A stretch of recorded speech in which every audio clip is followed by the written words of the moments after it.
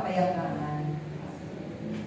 Ang araw na ito ay tinakda ng Diyos para sa kanyang titig sa mga anak niya na nagkamit ng bagong buhay sa piling.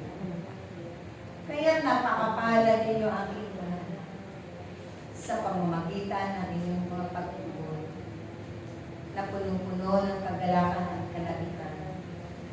Punong-puno ng kababaan ng kalooban habang kayo'y sumusunod sa kanyang mga mahalagang ipinag-utos. Ito'y may kalaki-laking biyaya at grasya na nagmumula sa kanya.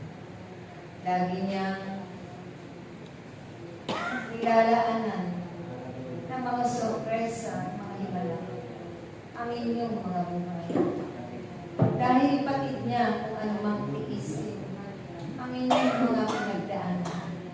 Ang inyong mga pagpapagal ay gaganting palaan niya ng maraming bagay.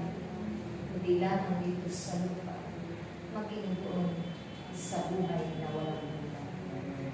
Pararating ninyo aking mga anak sa pamamagitan ng aking pag-aaral. Ang mga hangarin ninyo at ipinapanalangin sa Kanya.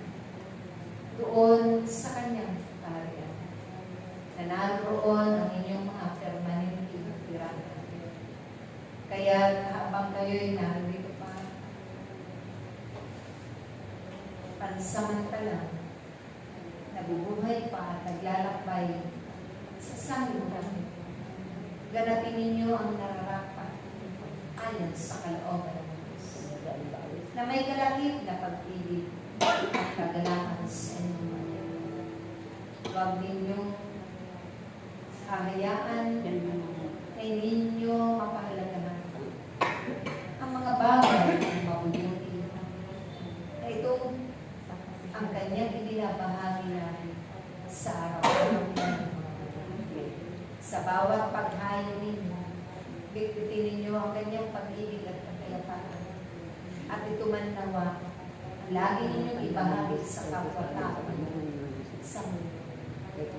Ang ninyong Panginoon ang paglingkuran sila ng buong kagalakan, maging sino na. Dahil ito ang magiging daan at daluyan ng pagpapala nila na makamtan ang bagay. Kaya kayo ay laging magkaisa aking mga. Mapuspos kayo ng aking kapangyarihan. Dahil sa bawat paghahari ng Diyos sa inyong mga buhay, ito'y tunay na biyaya. Magpakailanman.